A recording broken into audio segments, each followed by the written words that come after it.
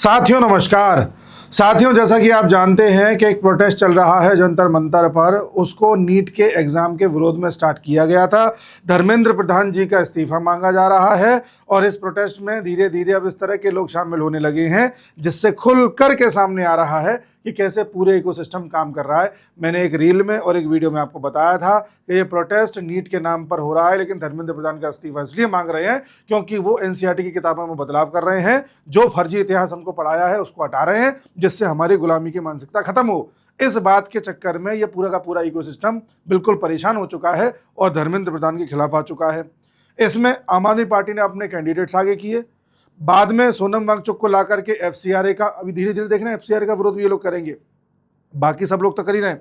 FCRA का मुद्दा भी उठाया जा रहा है और अब तो हद हो गई है जब इस आंदोलन में आकर के बैठ गई है ये लेडी, बहुत खतरनाक लेडी है ये। इसका नाम है अरुंधति रॉय और देखिए बड़े आराम से बैठी हुई है और ये जो बच्चों के लिए आवाज उठा रहे थे, जो जेनजीज के लिए आवाज उठा रहे थे, जो छात्रों के लिए आवाज उठा रहे थे, आज कैसे कैसे लोगों के साथ बैठ करके फोटो खिंचा रहे हैं। ये सिद्ध करता है कि ये लोग इसके विचारों के साथ सहमत हैं। और इस लेडी का विचार क्या है कि कश्मीर भारत का हिस्सा था ही नहीं जी। इस लेडी पर यूएपीए चल रहा है, केस चल रहा है। इसने 2010 में दिल्ली में कॉन्फ्रेंस करी थी बकायदा लोगों को बुला करके, और वहां इसने स्पीच दी थी कि कश्मीर भारत का हिस्सा था ही नहीं। ऐसी औरत के खिलाफ जहां देश में केस चल रहा है, उस औरत को आप अपने मंच पर जगह दे रहे हो और बड़े आराम से बैठा के उसके साथ चर्चाएं कर रहे हो। इसका मतलब आप भी उस विचार के साथ इत्तेफाक रखते हो जो इसका विचार है, वरना आप पहले ही मना कर देते कि नहीं आप नहीं आ सकती मंच पे। इन लोगों की मंशा क्या है वो आप समझ गए ना। आप कहेंगे अरे अरुंधति रॉय का नाम सुनते आप तो ऐसे ही कह रहे हो, प्रूफ दिखाओ प्रूफ, क्योंकि आजकल के लोग प्रूफ देखना चाहते हैं। और उसके बाद भी प्रूफ दिखाऊंगा, उसके बाद भी कई लोग होंगे जो कमेंट में आकर के कुछ ना कुछ उल्टा सीधा बोलेंगे और उनको अभी भी दिक्कत होगी। अब प्रूफ देखिए आप। सबसे पहले तो एक तस्वीर दिखाता हूं अरुंधति रॉय की यासीन मलिक के साथ। ये आतंकवादी है और ये आतंकवादी उस जमाने में, कांग्रेस के जमाने में ऐसे लोगों के साथ मिलता था, उठता बैठता था, यहां तक कि हमारे प्रधानमंत्री के साथ। इससे बड़ा आपको सबूत क्या दिखाऊं, इससे बड़ा सबूत क्या दिखाऊं कि यही यासीन मलिक हाफिज सईद के साथ बैठता था। पाकिस्तान में इसका आना जाना डेली का सा था। तो जो हाफिज सईद के साथ बैठ रहा है, जो मनमोहन सिंह जी के साथ बड़ा कंफर्टेबल है, जिसको हमारे देश में जगह दी जाती थी, उसके साथ अरुंधति रॉय भी बैठती थी, आज वही आकर के इस प्रोटेस्ट में बैठी है। क्या आपको अभी भी लगता है ये प्रोटेस्ट बच्चों के लिए हो रहा है? और देख लीजिए, और देख लीजिए, ये जो तस्वीर है इसके पीछे की कहानी, उस समय के अखबार की कटिंग ये रही। क्या लिखा है? Yasin Malik claims UPA government asked him to meet LET Saeed. Lashkar Taiba के सरगना हाफिज सईद से मिलने के लिए यूपीए गवर्नमेंट ने ही भेजा था और उनकी जानकारी में था। तो कर क्या रही थी हमारी सरकार? समझ गए आप चल क्या रहा है? और यासीन मलिक की अभी स्थिति क्या है ये भी बता दूं आपको। पहले क्या था, फोटोज दिखा दिए। यासीन मलिक की वर्तमान स्थिति ये है। इस कुत्ते को घसीटते हुए पुलिस ले गई है, जेल में डाल दिया है, 2022 से जेल में है। यूएपीए लगा हुआ और इस पर एक हत्या का केस और था जिसकी फाइल अभी ओपन हुई है जून में, जिस पर मैं भी चर्चा करूंगा। तो ये पूरा चल रहा है साहब। मैं पहले दिन से कहता आ रहा हूं ये पूरी साजिश है, लेकिन किसी को विश्वास नहीं होता था। सबको लगता था हम तो ऐसे ही कह रहे हैं, हम तो प्रो बीजेपी हैं, हम तो सरकार की बुराई कर ही नहीं सकते। हमने बुराई भी करी है नीट के मामले में, हमने यूजीसी के मामले में बुराई करी है, इथेनॉल में क्या कमियां हैं उस पर वीडियो बना के बताया है, सब पर चर्चा करी है।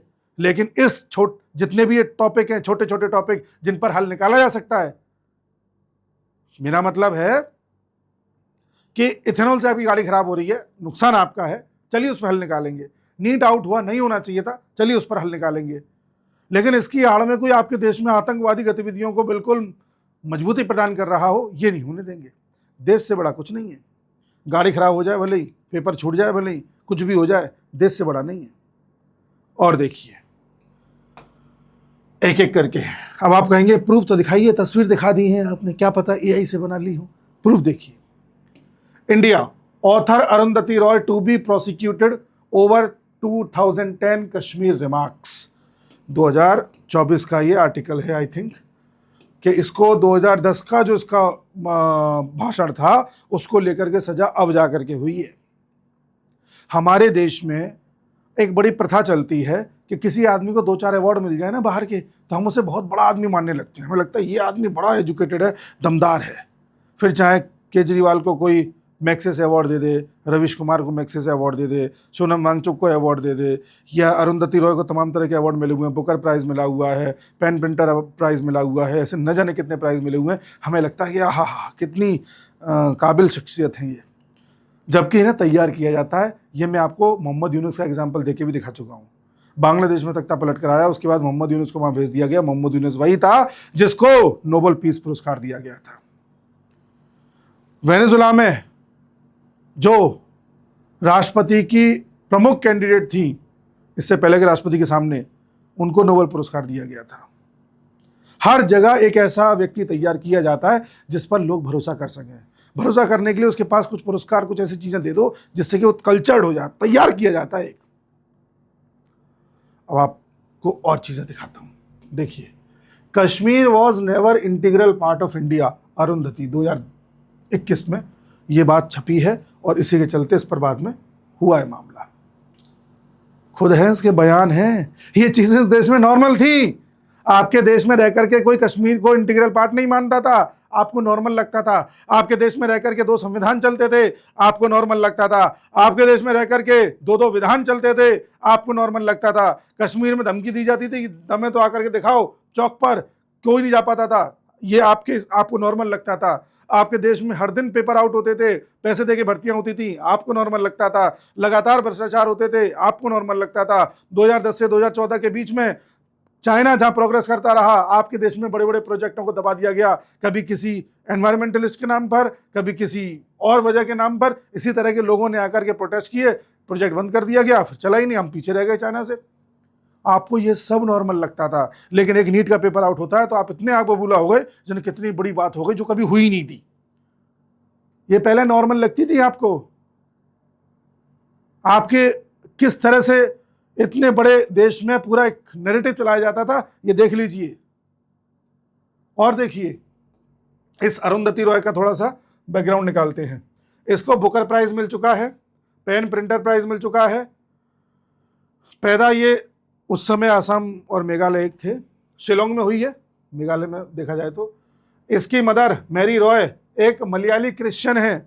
इसके पिताजी बंगाली हिंदू थे जिनको बाद में कन्वर्ट करके क्रिश्चियन कर दिया गया, फिर उनकी डेथ हो गई, अल्कोहलिक थे वो। और देखो, इसकी या कहें कि रिलेटिव प्रणव रॉय, कजन है इसका। प्रणव रॉय कौन है ये भी दिखा देता हूं आपको। प्रणव रॉय है एनडीटीवी का मालिक, ये भी क्रिश्चियन है। बाकी गणित आपका है। अब आप पूरा खेल समझ पा रहे हैं? आगे देखिए, एक और चीज आपको दिखा देता हूं। The hanging of Afzal Guru is a stain on India's democracy. Afzal Guru को फांसी देना भारत की डेमोक्रेसी पर कलंक है। अफजल गुरु जिसने हमारे पार्लियामेंट में हमला किया था, उसको फांसी दी गई, उसके विरोध में इसने आवाज उठाई थी। ऐसे न जाने कितने आतंकियों के पक्ष में इसने आवाज उठाई है, और नॉर्मल लगता था। और वो लेडी आज जाकर के सीजेपी के प्रोटेस्ट में बैठी है, आपको ये भी नॉर्मल लग रहा है। आपको लग रहा है छात्रों के लिए आवाज उठाई जा रही है। इस समय इनका पूरा इकोसिस्टम ध्वस्त हो रहा है धीरे धीरे धीरे धीरे। इनको पता है कि अब कर लो जो करना है, वरना फिर तो कुछ नहीं कर पाएंगे। इसलिए ये हर कोई अब धीरे धीरे, मैंने आपको पिछले वीडियो में बताया था, ये तो 2-4 लोग पहुंचे। संजय सिंह पहुंचा था जो अपने आप को बहुत बड़ी तोप बता रहा था, ये पहुंच गई। ऐसे 2-4 लोग और पहुंचे हैं, अभी आगे और देखना पहुंचेंगे। सब पूरा इकोसिस्टम दिखाई देगा उस मंच पे आपको। ये छात्रों के लिए आवाज उठा रहे हैं, इनका बैकग्राउंड देखिए आप। चलिए इनके बारे में और डिस्कस करता हूं आपसे। पूरा माल तैयार करके लाया हूं, देखिए। ये तैयार किया विद लिंक, किसी को लिंक चाहिए लिंक भी दे दूंगा। अरुंधति रॉय के बारे में बता चुका हूं। 2010 को आउटलुक में प्रकाशित अपने लेख वॉकिंग विद दी कॉमरेड्स में अरुंधति रॉय ने बताया कि उन्होंने छत्तीसगढ़ के दंडकारण्य जंगलों में करीब 3 सप्ताह communist party of India Maoist के सदस्यों के साथ बिताए थे, जो कि 2009 में प्रतिबंधित थे। जिनको सरकार प्रतिबंधित कर चुकी है, उन लोगों के साथ, नक्सलियों के साथ मिलकर के तुम टाइम बिता रही हो 3 हफ्ते, है ना। उसके बाद लेख में उन्होंने ऑपरेशन ग्रीन हंट को आदिवासी इलाकों में कॉरपोरेट हितों के लिए चलाया गया अभियान बताया और माओवादियों के प्रति सहानुभूतिपूर्ण रुख अपनाया। उन्होंने सरकार द्वारा सीपीआई माओइस्ट को भारत की सबसे बड़ी आंतरिक सुरक्षा चुनौती कहे जाने का उल्लेख व्यंग्यात्मक अंदाज में किया। नक्सलियों को बचाने के लिए उनके पक्ष में लेख लिखती थी ये, और आपको नॉर्मल लगता है। आगे देखिए, ये इसका लिंक है, चाहे देख लें। अब मैं खोल खोल के दिखाऊंगा, टाइम लगेगा, आप ऐसे ही देख लीजिए। मैं जबरदस्ती एक 10-15 मिनट के वीडियो को आधे घंटे का बनाना नहीं चाहता। कश्मीर और आज़ादी सम्मेलन 2010 में इसने दिल्ली में एक आज़ादी द ओनली वे सम्मेलन किया था, जिसके लिए इसको यूएपीएचएस पर चल रहा है।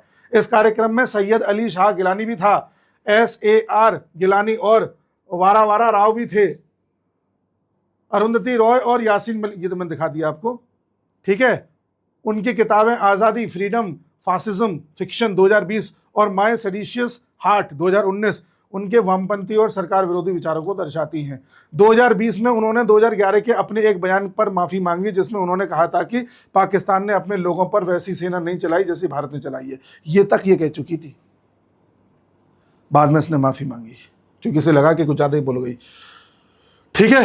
और देखिए, 2002 में नर्मदा आंदोलन के दौरान अदालत की अवमानना, कॉन्टेम्प्ट ऑफ कोर्ट किया था। नर्मदा आंदोलन चल रहा था, उसमें भी ये खड़ी थी कि नहीं बनना चाहिए डैम, सरदार सरोवर डैम। 2010 में कश्मीर पर दिए गए बयान के बाद उनके खिलाफ देशद्रोह, सेडिशन, ये तो बता ही दिया मैंने। 2023 में दिल्ली के उपराज्यपाल ने IPC के तहत मुकदमा चलाने की मंजूरी दी थी कि इस पर चलाइए आप। 2024 को UAPS पे लगा और 2026 तक इस मामले में आरोप तय नहीं हुए थे और केस अभी भी अदालत में लंबित है। हमारी अदालत में तो अभी भी तय नहीं हो पा रहा है कि ये क्या थी, बताइए, ठीक है। आगे देखिए, किताबों पर इसकी पे प्रतिबंधित है। देखो, 25 किताबों पर प्रतिबंध लगाया, आज़ादी, फ्रीडम, फासिज्म और ये सब थे ही, और अलगाववाद, भ्रामक कथाओं को बढ़ावा देती है। अरुंधति और JNU, आइए 2013 में इसने वही जो मैं आपको बता रहा हूँ कि किस तरह से अफजल गुरु और वो एक और भट्ट था, कोई मकबूल भट्ट, उन दोनों को फांसी के विरोध में उसने आवाज़ उठाई थी, ठीक है। 2016 में भी JNU में ही देखी गई। उसके बाद 2016 में अरुंधति राय ने उन छात्रों का समर्थन किया जिनको लेकर के बवाल हुआ था, जैसे कन्हैया कुमार, उमर खालिद और अनिर्बान भट्टाचार्य। 12 तेरे टुकड़े होंगे इंशाल्लाह इंशाल्लाह, उनके समर्थन में दिखाई दी थी, ठीक है। अनुच्छेद 370 हटाने के बाद भी इसको चैन नहीं था, इसके खिलाफ ये खड़ी थी। अब आइए यासीन मलिक की आपको बात बताता हूँ। अरे ये क्या हो जाता है, देखिए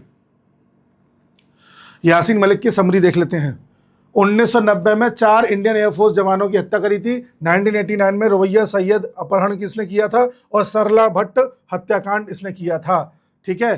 पहले शांति प्रक्रिया में शामिल किया गया, लेकिन 2019 में जम्मू कश्मीर लिबरेशन फ्रंट पर प्रतिबंध लगा, UAPA के तहत गिरफ्तार हुआ, 2022 में उम्र कैद की सजा मिली है इसे, ठीक है। आगे देखिए, और अच्छे से मैं आपको दिखाता हूं उसके बारे में। इसका एक फ्रंट है, जम्मू कश्मीर लिबरेशन फ्रंट, इस पर पहले भी प्रतिबंध लगा था, फिर बाद में प्रतिबंध दोबारा लगाया है, ठीक है। 1986 में यासीन पाकिस्तान के कब्जे वाले कश्मीर गया, POK गया, जहां उसने हथियार चलाने की ट्रेनिंग ली और फिर HAJY नाम के आतंकी समूह का हिस्सा बनकर कश्मीर लौट आया। रुबैया सैयद अपहरण 1989, इस आतंकियों ने इस रुबैया सैयद का अपहरण किया। वह उस समय के केंद्रीय गृह मंत्री की बेटी थी। उन्हें छुड़ाने के लिए सरकार को 5 जेल में बंद आतंकियों को रिहा करना पड़ा। 13 दिसंबर 1989 को रुबैया को छोड़ दिया गया। ये चलता था साहब, नॉर्मल था ये हमारे देश में, ये नॉर्मल था। 25 जनवरी 1990 को श्रीनगर के रावलपोरा में जम्मू कश्मीर लिबरेशन फ्रंट आतंकियों ने बस का इंतजार कर रहे निहत्थे इंडियन एयरफोर्स के जवानों पर हमला कर दिया। इस हमले में 4 जवान शहीद हुए, जिनमें रवि खन्ना भी शामिल थे। उन्हें 27 गोलियां मारी गई। इस हमले में 24 से अधिक लोग घायल हुए। ये नॉर्मल था हमारे देश में। 2025 में चश्मदीद गवाहों ने अदालत में यासीन मलिक को 25 में इस हमले का मुख्य शूटर बताया। बाद में उनके पत्नी के प्रयासों के बाद स्क्वाड्रन लीडर रवि खन्ना का नाम नेशनल वॉर मेमोरियल में जोड़ा गया, ठीक है। देखो ये मामला जो दोबारा उठा है, सर्रा भट्ट 27 वर्षीय कश्मीरी पंडित थी जो SKIMS में स्टाफ नर्स थी। 18 अप्रैल 1990 को उनका अपहरण किया गया था। उन्हें यातनाएं दी गई थी और फिर ऑटोमेटिक राइफल से गोली मारकर हत्या कर दी गई थी। उनके शव के पास जम्मू कश्मीर लिबरेशन फ्रंट का एक लेटर पड़ा हुआ था जिसमें उन्हें झूठा मुखबिर इन्फॉर्मर बताया गया। 29 जून 2026 को J&K SIA ने, स्पेशल इन्वेस्टिगेशन एजेंसी ने, इस मामले में 737 पन्ने की चार्जशीट दाखिल की है, जिसमें यासीन मलिक को इस हत्या का मुख्य साजिशकर्ता, मास्टरमाइंड बताया गया है। यह मामला 2025 में दोबारा खोला गया था। जेल से बाहर नहीं आना चाहिए, सिर्फ फांसी होनी चाहिए। ऐसे इंसान के साथ घूमती थी अरुंधति रॉय, जो बैठी हुई है वहां जाकर के। मैं ये पोल खोलता हूं तो आपको लगता है मैं गलत कर रहा हूं, वो सब सही हो रहा था। ये सब चीजें नॉर्मल थी साहब, इस देश में कोई बात करने वाला नहीं था। ठीक है जी, बड़े आराम से ये इस्लामाबाद जाता था, अफजल गुरु के फांसी के खिलाफ प्रदर्शन में शामिल होता था, लश्कर तैयबा के सरगना हाफिज सईद के साथ तस्वीर साझा करता था। उसकी इस बात के वो हाफिज सईद से मिलने गया है, सरकार जानती थी, यहाँ की इंटेलिजेंस जानती थी, लेकिन होने दिया जा रहा था। वाजपेयी सरकार ने 2001 में इसका पासपोर्ट इसको दे दिया था, क्योंकि इसने, देखो, इसने 1994 में ये कहा था कि हम हिंसा छोड़ देंगे, गांधी जी के रास्ते पे चलेंगे और बिल्कुल सीजफायर की स्थिति में आ जाएंगे। इसको जब 6-7 साल देखा गया तो इसे पासपोर्ट दे दिया गया। जैसे ही इसे पासपोर्ट मिला, ये तुरंत भागा दौड़ी इसने मचा दी, कभी पाकिस्तान जा रहा है, कभी कहीं जा रहा है, दोबारा एक्टिविटीज़ में शामिल हो गया। और फिर ये 17 फरवरी 2006 को मनमोहन सिंह जी से भी मिला। इस दौरान वह कई बार पाकिस्तान गया और वहाँ के राष्ट्रपति और प्रधानमंत्री से भी मिला। बताइए क्या कहेंगे इसे आप, बताइए आप। ये प्रोटेस्ट किस दिशा में जा रहा है? दिशा में क्या जा रहा है? ये हुआ ही इसलिए। और आप कहते हैं कि साहब सब कुछ बड़ा ऑर्गेनिक है, छात्रों के लिए आवाज उठाई जा रही है। कोचिंग वाले अपना धंधा चला रहे हैं छात्रों के नाम पर, ठीक है जी। कंटेंट बनाने वाले कंटेंट बना करके अपने व्यूज पा रहे हैं, बड़े बड़े इकोसिस्टम वाले जाकर के अपना एजेंडा साध रहे हैं, आम आदमी पार्टी अपना विकल्प ढूंढ रही है, और आप सब ब्रेन वॉश हो रहे हैं। और हम भी गाली खाएंगे, हमें पता है। कई लोग आएंगे आप में से जो ब्रेन वॉश है, हिल ही नहीं सकता उनका ब्रेन कहीं किसी भी एंगल से, तो वो आकर के ये कहेंगे साहब हम ही गलत बोल रहे हैं। बाकी इतना ही आपको बताना चाहूँगा।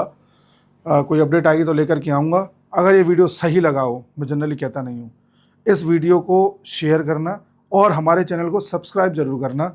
मैं कभी सब्सक्राइब की कहता नहीं हूँ, हमारा चैनल इस समय गिराया जा रहा है। सब्सक्राइब करेंगे, शेयर करेंगे तो शायद थोड़ा पुश मिलेगा, ऊपर उठेगा। और ये टॉपिक ऐसा है, इसको भी दबाया जाएगा।